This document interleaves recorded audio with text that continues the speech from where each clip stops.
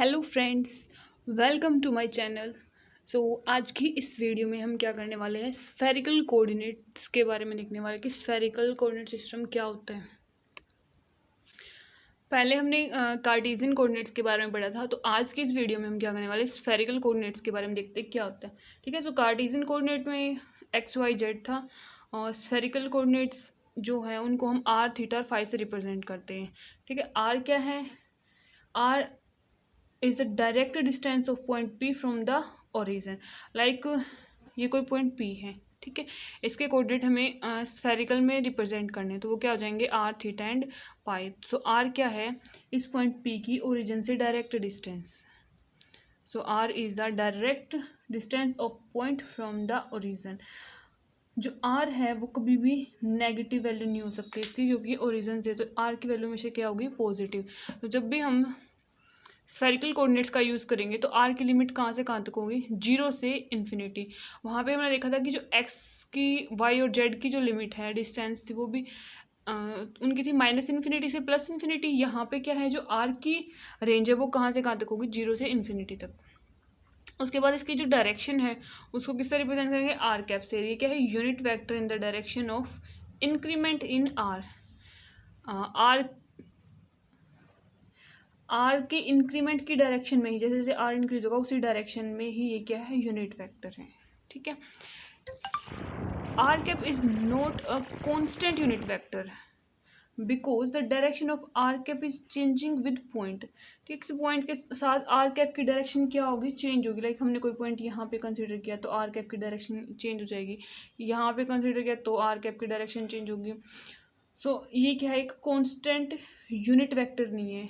ये चीज़ कहाँ यूज़ होगी, जब हम इंटीग्रेशन करेंगे। और अगर इंटीग्रेशन में हमने स्फेरिकल कोऑर्डिनेट्स का यूज़ कर रखा है, उसमें आर कैप आ रहा है, तो हम आर कैप को डायरेक्ट इंटीग्रेशन से बाहर नहीं ले सकते।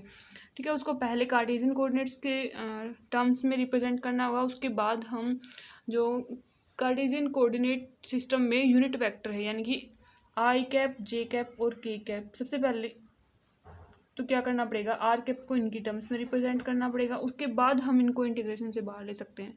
ठीक है, आर कैप को हम डायरेक्ट इंटीग्रेशन से बाहर नहीं ले सकते, क्योंकि ये कांस्टेंट यूनिट वेक्टर नहीं है। यूनिट वेक्टर तो है बट ये कांस्टेंट यूनिट वेक्टर नहीं है। ठीक है, उसके बाद जो सेकंड कोऑर्डिनेट है स्फेरिकल सिस्टम में, वो क्या है, थीटा। थीटा क्या है, थीटा है angle made bye position vector. Position vector क्या था, आर वेक्टर। अगर हम इसमें देखें तो अगर ये ओरिजिन ओ है, सो या फिर हम इसको क्या बोले, OP vector from plus Z axis in downward direction. जो पोजीशन वेक्टर है उसका जेड एक्सिस से एंगल और डाउनवर्ड डायरेक्शन में, ठीक है, जेड से क्या है, डाउनवर्ड डायरेक्शन में जो एंगल होगा विद द पोजीशन वेक्टर, वो एंगल क्या होगा, हमारा थीटा होगा। जेड एक्सिस से जितना एंगल बनेगा वो क्या होगा, हमारा थीटा एंगल होगा। ठीक है, जब हम थीटा एंगल को मेज़र करेंगे तो जो हमारी -जेड एक्सिस है वो क्रॉस नहीं होनी चाहिए। इसका मीनिंग क्या है, मान लीजिए कि थीटा एंगल है ना, एक्स और -जेड प्लेन में है इसमें, तो हम इसको -जेड एक्सिस को क्रॉस नहीं कर सकते। मीन्स क्या है कि जो एंगल है थीटा वो 0 से पाई तक ही रहेगा, इसकी वैल्यू पाई से ज़्यादा नहीं हो सकती। ठीक है, so while measuring theta -Z should not be crossed.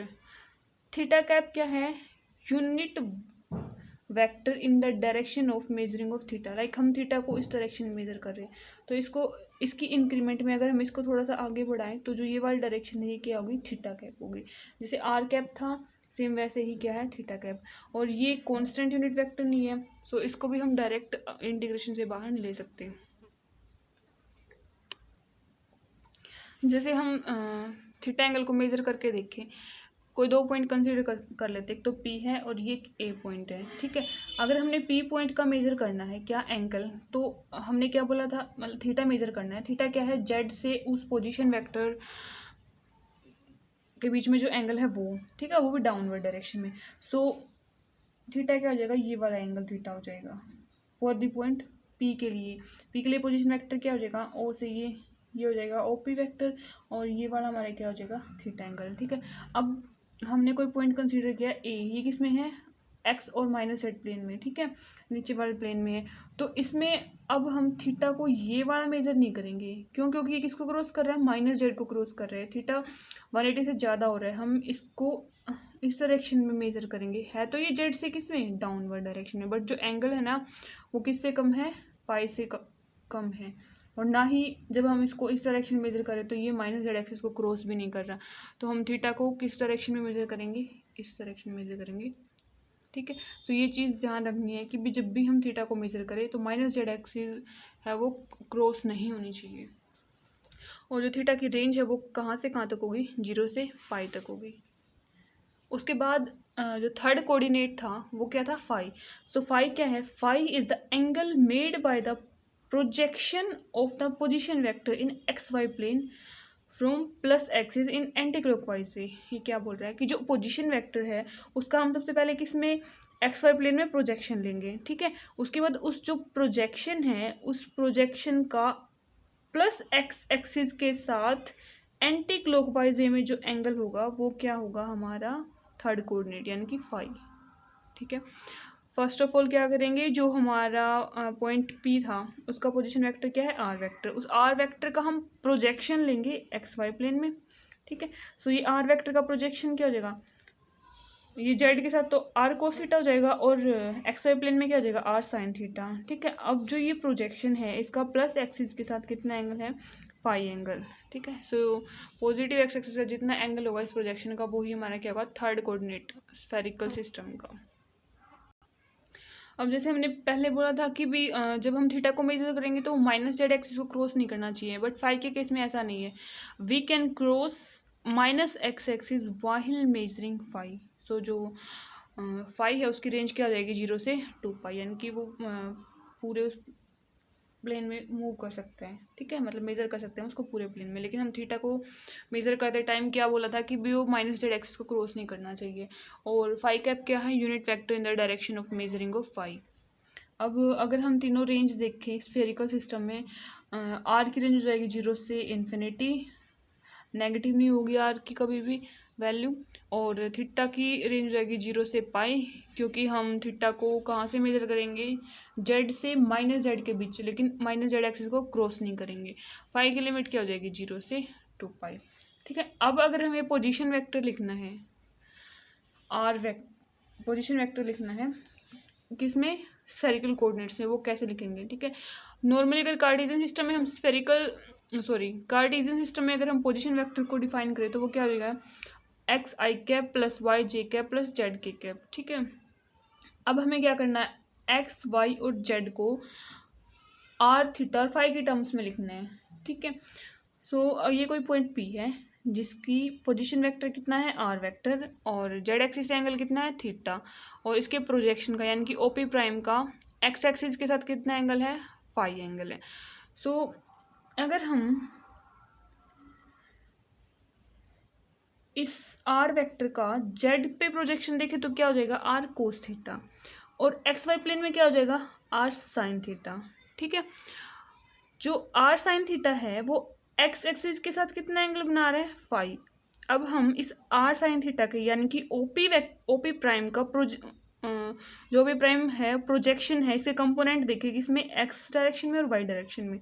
सो ये क्या हो जाएगा, अगर हम ओपी प्राइम का एक्स एक्सिस की डायरेक्शन में देखें तो वो क्या हो जाएगा, ओपी प्राइम कोस फाई,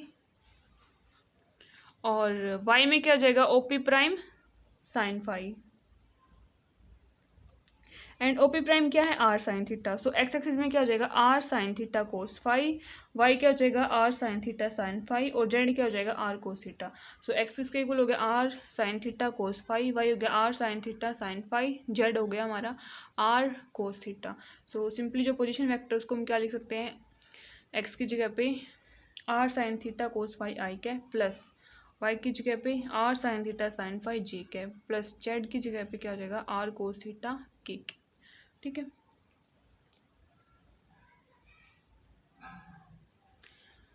अब हम ये जो पोजीशन वेक्टर था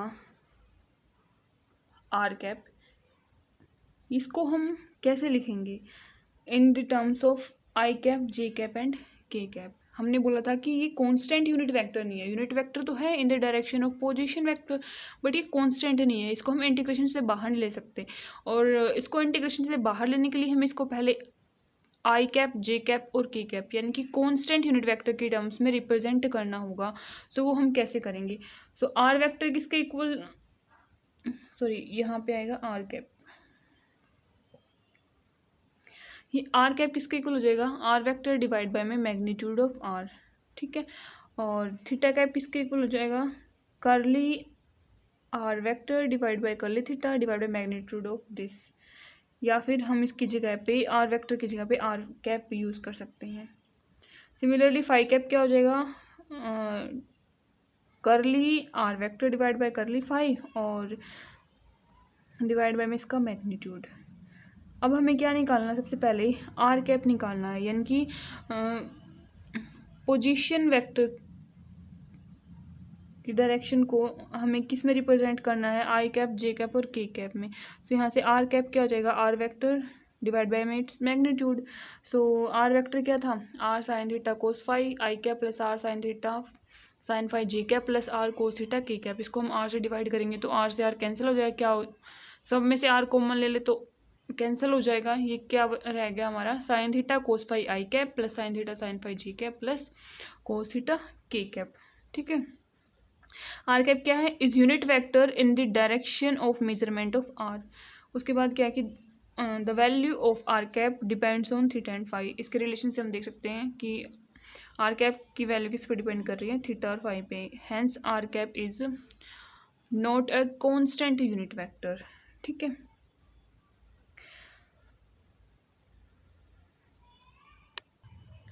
अब हमें किसको रिप्रेजेंट करना है? थीटा कैप को। थीटा कैप किसके इक्वल हो गया? Curly are cap divide by curly theta और डिवाइड बाय इट्स मैग्नीट्यूड। या फिर यहाँ पे आर वेक्टर ले सकते हैं कि derivative of r vector with respect to theta divide by में इट्स मैग्नीट्यूड, या फिर हम यूनिट वेक्टर भी कंसीडर कर सकते हैं। So curly are cap by curly theta किसके इक्वल हो जाएगा? कोस थीटा कोस फाई आई cap plus cos theta sine phi जे कैप माइनस साइन थीटा के कैप। उसके बाद हमें क्या करना है? इसका मैग्नीट्यूड लेना है। तो ये मैग्नीट्यूड क्या हो जाएगा? Under the root square of i component plus square of j component plus square of k component. तो जो आई कंपोनेंट है उसका स्क्वायर क्या जाएगा? कोस थीटा कोस फाई का स्क्वायर, इनकी cos square theta cos square phi plus cos square theta sine square phi plus sine square theta. अब क्या करेंगे? अगर इन दोनों में से हम कुछ कॉमन ले सकते हैं क्या? कोस स्क्वायर थीटा कॉमन ले सकते हैं। कोस स्क्वायर थीटा को अगर हमने कॉमन लिया तो ये क्या होगा? Cos square phi plus sine square phi, और ये क्या होगा? 1। सो क्या रह गया हमारे पास? Cos square theta plus sine square theta. इन दोनों टर्म में से तो हमने क्या कॉमन ले लिया? Cos square theta. उसके बाद अंदर क्या रह गया? Cos square phi plus sine square phi, ये इक्वल टू 1 हो गया। तो बाद में हमारे पास क्या रह गया? Cos square theta plus sine square theta, ये किसके इक्वल हो गया? 1। तो 1 का स्क्वायर रूट किसके इक्वल हो गया? 1 के, ठीक है। तो यहाँ से थीटा कैप किसके इक्वल हो गया? Curly are cap divide by curly theta, ठीक है। So cos theta cos phi I cap plus cos theta sine phi J cap minus of sine theta के कैप। थीटा कैप भी किस पे depend कर रहा है? थीटा और फाई पे। सो इसलिए ये भी एक कांस्टेंट यूनिट वेक्टर नहीं है। अब हमें क्या निकालना है? Phi cap. फाई कैप क्या हो जाएगा? Derivative of are cap with respect to phi divide by its magnitude.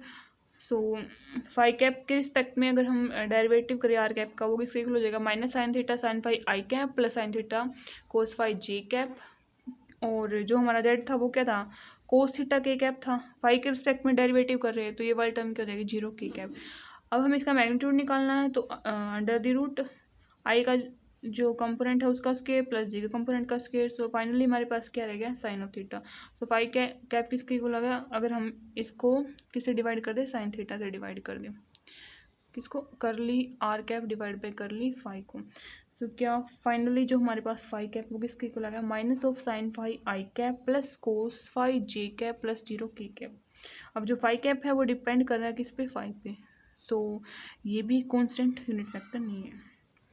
अगर हम किसके टर्म्स में लिखे? एक मैट्रिक्स की टर्म में लिखे कि जो आर कैप थीटा कैप और फाई कैप है उसको हम आई जे के टर्म्स में कैसे लिख सकते हैं? तो वो क्या होगा? R cap theta cap phi cap एक कॉलम मैट्रिक्स किसके इक्वल होगी? 3 क्रॉस 3 की मैट्रिक्स है। साइन, और जो फर्स्ट जो रो है वो किसकी होगी, जो आर कैप के कंपोनेंट है आई जे और के की डायरेक्शन में, वो सेकंड हो जाएगी जो थीटा कैप के कंपोनेंट है, और थर्ड हो जाएगी जो फाई कैप के कंपोनेंट है। सो आर कैप के कंपोनेंट क्या थे, sine theta cos phi, sine theta sine phi और कोस थीटा। थीटा कैप के क्या थे, cos theta cos phi, cos theta sine phi, minus of sine theta. Phi cap के क्या है, minus sine phi, cos phi और zero, multiply by में एक column matrix I cap, J cap और के कैप। ठीक है, जब हम इनकी मल्टीप्लाई करेंगे और बाद में कंपेयर करेंगे तो हमें वही वैल्यू मिलेगी आर कैप, थीटा कैप और फाई कैप की। ये तो मैट्रिक्स फॉर्म में इसलिए किया ताकि हम इनको इजीली याद कर सकें। फर्स्ट रो में तो क्या है, आर कैप के कंपोनेंट याद रख लेंगे, sine theta cos phi, sine theta sine phi, cos theta. और वैसे एक जनरल याद रखने के लिए कि सेकंड रो में क्या लिखेंगे, थीटा कैप के कंपोनेंट, अगर थीटा कैप के कंपोनेंट याद ना आए तो जो ऊपर वाली टर्म है उसका थीटा के रिस्पेक्ट में डेरिवेटिव कर दीजिए। तो साइन थीटा का डेरिवेटिव क्या जाएगा, कोस थीटा, से क्या जाएगा कोस थीटा कोस फाई। यहाँ पे भी साइन थीटा का डेरिवेटिव क्या जाएगा, कोस थीटा, ये तो sine phi as a constant, तो कोस थीटा कोस फाई, और कोस थीटा क्या जाएगा, माइनस ऑफ साइन थीटा। जो नीचे वाली है इसमें क्या करें, जो फर्स्ट रो है उसका डेरिवेटिव कर दीजिए फाई के रिस्पेक्ट में, और जो थीटा वाले हैं उन टर्म्स को रिमूव कर दीजिए, क्योंकि जो फाई क्या है सिर्फ फाई पे डिपेंड कर रहा था, हमने ऊपर डेरिवेशन में देखा था। तो कोस फाई का क्या हो जाएगा, minus sine phi, sine phi का कोस फाई, और इसमें फाई टर्म है तो जीरो हो जाएगा। ये सिंपली बस याद रखने के लिए बताया कि भी हम इसको ऐसे भी याद रख सकते हैं। ठीक है, ये तो क्या था, आर कैप थीटा कैप और फाई कैप को हमने रिप्रेजेंट कर दिया किसकी टर्म्स में, आई जे के की टर्म्स में। अगर हम इसके अपोजिट करें कि आई जे के को हम रिप्रेजेंट करें किस में, आर कैप थीटा कैप और फाई कैप में, तो ये किसके इक्वल हो जाएगा,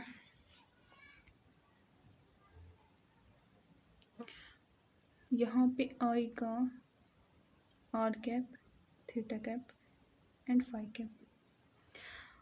हमें इसका क्या लेना है, अगर हम इसको लेके आए इस साइड तो क्या हो जाएगा, इसका इन्वर्स हो जाएगा। सो ये किसके इक्वल हो जाएगा, sine theta cos phi, cos theta cos phi minus of sine phi. या फिर सिंपली इसको याद कैसे रखें कि जो हमें अगर ऊपर वाला याद है आर कैप थीटा कैप और फाई कैप का रिप्रेजेंटेशन किसमें, आई जे के में। सो सिंपली अगर हम इस और किसमें, अब आई जे के को लिखना है हमें आर कैप थीटा कैप और फाई कैप में, तो क्या करें, जो ऊपर वाली है इसका हम ट्रांसपोज ले लें, यानी कि रो को किस में चेंज कर दें, कॉलम में।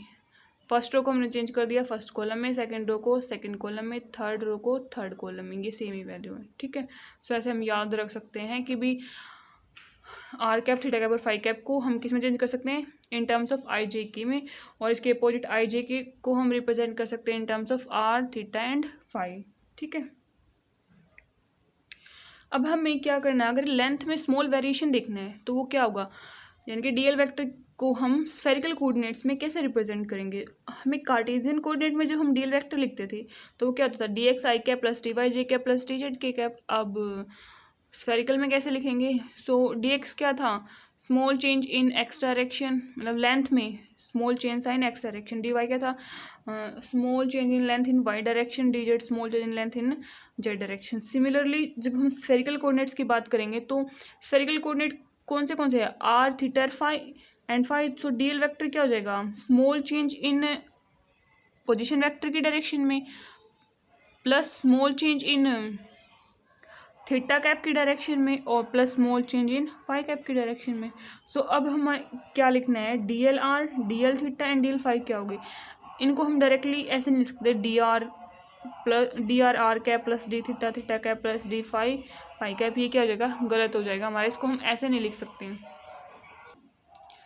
सो डी एल आर क्या हो जाएगा, वो तो सिंपली डिस्प्लेसमेंट हो जाएगा डी आर, लेकिन जो डी एल थीटा है वो क्या हो जाएगा, R D theta, change in length element when we move little bit in theta cap direction. ठीक है, ये कैसे आया, इसको हम यहाँ पे देखें। अगर हम सिंपली यहाँ पे देखें, ये कोई आर वेक्टर था, ठीक है, ये कोई पॉइंट है आर वेक्टर। अगर हम इसी डायरेक्शन में मूव करें थोड़ा सा आगे, इसको हमने इस पॉइंट को यहाँ पे रिप्रेजेंट कर दिया। वैसे अगर हम इसी डायरेक्शन में मूव करें इस पॉइंट्स को यहाँ पे, तो स्मॉल चेंज किसके इक्वल हो गया, ये तो आर कैप था और ये क्या है, डी आर है, डी आर। तो स्मॉल चेंज किसके इक्वल हो गया, डी आर के। अब हम इसी को अगर थीटा कैप में देखें कि अगर ये वाला एंगल कितना है, थीटा है, ये कोई पॉइंट है और ये इसका पोजीशन वेक्टर है। सो ये कितना एंगल बना रहा है, जेड एक्सिस के साथ थीटा एंगल बना रहा है। अगर हम थीटा में ही आगे क्या करें, थीटा कैप डायरेक्शन में ही थोड़ा सा मूव करें, लिटिल बिट, यानी कि बिल्कुल स्मॉल मूव करें, सो कितना चेंज होगा इस एंगल में, D theta. So total angle कितना होगा, थीटा प्लस डी थीटा। अब ये क्या है, ये एक सिंपल स्ट्रेट लाइन तो है नहीं, ये क्या है हमारी आर्क। हमें पता है कि थीटा किसके इक्वल होता है, arc divide by radius. So D theta क्या हो जाएगा हमारा, जो स्मॉल, ये क्या है डिस्प्लेसमेंट हुई ना थोड़ी सी, किसमें, थीटा कैप डायरेक्शन में। इसी को हम क्या किससे रिप्रेजेंट कर रहे हैं, डीएल थीटा से रिप्रेजेंट कर रहे हैं। और ये डीएल थीटा किसके इक्वल है, आर्क के। तो आर्क, सो थीटा क्या था, आर्क डिवाइड बाय रेडियस। अब जो हमारा थीटा है उसमें कितना चेंज हुआ है, डी थीटा। तो ये क्या हो जाएगा, डी थीटा। और आर्क क्या है हमारी, जो डिस्प्लेसमेंट हुई है इन the direction of theta cap, ये क्या है, D L theta divide by radius. क्या है हमारी, रेडियस तो सेम ही है, हाँ आर। तो यहाँ से डी एल थीटा किसके इक्वल हो गया, आर डी थीटा की। डी एल फाई किसके इक्वल हो जाएगा, similarly R sine theta D phi. देखो डी एल फाई क्या है, change in length when we move little bit in phi cap direction. ये फाई एंगल है। फाई एंगल किसका है, जो हमारा पोजीशन वेक्टर था उसका अगर हम एक्स वाई प्लेन में क्या ले ले, प्रोजेक्शन ले ले, उस प्रोजेक्शन का एक्स एक्सिस के साथ एंगल कितना है, फाई। अब हम क्या करें, इस फाई कैप डायरेक्शन में थोड़ा सा मूव करें, ठीक है। सो स्मॉल एंगल में चेंज होगा, वो कितना है, डी फाई। और जो ये डिस्प्लेसमेंट हुई है, जो हमने मूव किया है फाई कैप डायरेक्शन में, तो इतना मूव किया है, इसको हम किससे रिप्रेजेंट करेंगे, डी एल फाई से। सो सिमिलरली अगर वही फॉर्मूला अगर हम यहाँ पे लगाएं कि जो थीटा है वो किसके इक्वल होगा, आर्क बाय रेडियस के इक्वल होगा। अब यहाँ पे आर्क क्या है, डी एल फाई, और स्मॉल चेंज इन एंगल कितना है, डी फाई। तो यहाँ से डी फाई किसके इक्वल होगा, यानी कि डी फाई चले हैं ना हम आगे, तो डी फाई किसके इक्वल हो गया, आर्क कितनी है, D L phi divide by radius. Radius कितनी है यहाँ पे, आर साइन थीटा। सो यहाँ से डी एल फाई किसके इक्वल हो गया, are sine theta D phi. एक बार दोबारा से अगर हम इसको एक्सप्लेन करें, तो जो डी एल आर है, डी एल आर क्या है, change in length when we move in R cap direction. R cap direction में अगर हम थोड़ा सा मूव करें तो कितना मूव हुआ हमारा, डी आर हुआ। तो ये लेंथ कितनी है, डी आर। और डी एल थीटा क्या है, अगर हम थीटा कैप डायरेक्शन में थोड़ा सा आगे मूव करें, सो अगर हम थीटा कैप डायरेक्शन में स्मॉल मूव करें तो डिस्प्लेसमेंट कितनी हुई हमारी, डी एल थीटा हुई। ये डी एल थीटा क्या है, आर्क है हमारी। हमने पढ़ा है कि आर्क किसके इक्वल होती है, थीटा इंटू रेडियस। तो यहाँ से जो डी एल थीटा यानी कि change in length when we move little bit in theta cap direction, वो किसके इक्वल हो जाएगा, आर डी थीटा के।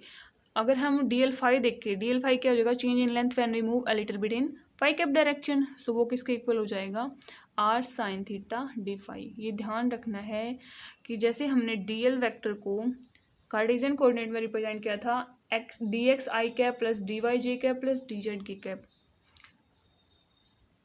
इसी वे से स्फेरिकल में हमें ऐसे रिप्रेजेंट नहीं करना कि डी आर आर कैप हो जाएगा, डी थीटा थीटा कैप हो जाएगा, डी फाई फाई कैप हो जाएगा। इनकी वैल्यू क्या है, अलग है। सो फाइनली जो डी एल वैक्टर है वो क्या हो गया हमारा, D R R cap plus R D theta theta cap plus are sine theta D phi phi cap. ये तो हमने किसको रिप्रेजेंट कर दिया, डिस्प्लेसमेंट को रिप्रेजेंट कर दिया स्फेरिकल कोऑर्डिनेट्स में। अब अगर हम किसको रिप्रेजेंट करें, एरिया वेक्टर को रिप्रेजेंट करें। सो अगर हम एरिया वेक्टर को आर कैप डायरेक्शन में रिप्रेजेंट करें, सो डी ए वेक्टर क्या हो जाएगा, जो बाकी की जो दो डायरेक्शन रहेगी उसमें स्मॉल डिस्प्लेसमेंट की मल्टीप्लिकेशन के इक्वल, यानी कि डी ए वेक्टर किसके इक्वल हो जाएगा, D L theta into D L phi R cap. अब डी एल थीटा किसके इक्वल था, हमने ऊपर निकाला था आर डी थीटा के, और डी एल फाई क्या था, are sine theta D phi. So जो डी ए वेक्टर है वो हमारा क्या हो जाएगा, R square sine theta D phi, और किस डायरेक्शन में, आर कैप डायरेक्शन में, ठीक है।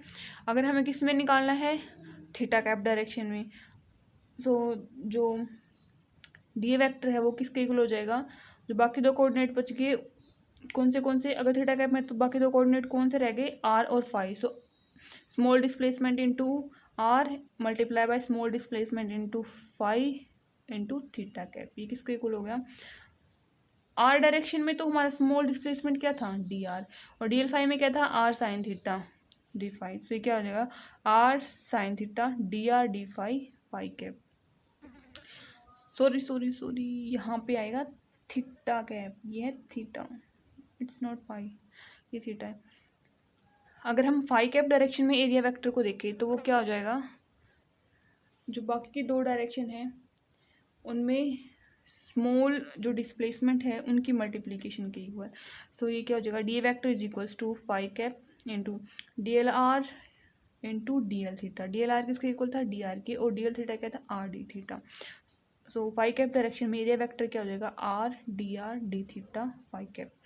अगर हम किस में देखें, वॉल्यूम में, वॉल्यूम देखिए अब फाइनली वॉल्यूम क्या हो गया। सो डी टू वॉल्यूम क्या हो जाएगा, D X D Y D Z, और डी एक्स या फिर ये तो किस में था, कार्टेशियन में। अब अगर हम इसको किस में देखें, स्फेरिकल कोऑर्डिनेट्स में। सो डी टू क्या हो जाएगा, D L R into D L theta into D L phi. D L R यानी कि आर डायरेक्शन में स्मॉल चेंज क्या था, डी आर, और थीटा में क्या था, आर डी थीटा, और फाई में क्या था, are sine theta D phi. So finally क्या हो जाएगा, R square sine theta D R D theta D phi. तो ये सारी चीज़ याद रखनी है हमें कि जो डिस्प्लेसमेंट है, डिस्प्लेसमेंट वेक्टर, उसको हम कैसे लिखेंगे, D R R cap plus R D theta theta cap plus are sine theta D phi phi cap. जो एरिया एलिमेंट है आर कैप डायरेक्शन में वो क्या हो जाएगा, R square sine theta D phi.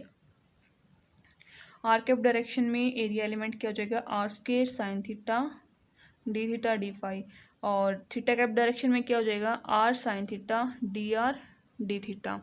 Phi cap direction में क्या हो जाएगा, R D theta phi cap. ठीक है, आई होप आपको स्फेरिकल कोऑर्डिनेट अच्छे से समझ आया होगा। अगर कुछ समझ ना आया हो या फिर कुछ मिस्टेक हुई हो तो प्लीज़ कमेंट कर देना, और अगर ये वीडियो अच्छी लगी तो इसको लाइक कर देना, और नए हो तो चैनल को सब्सक्राइब कर लेना। Thank you so much for watching this video.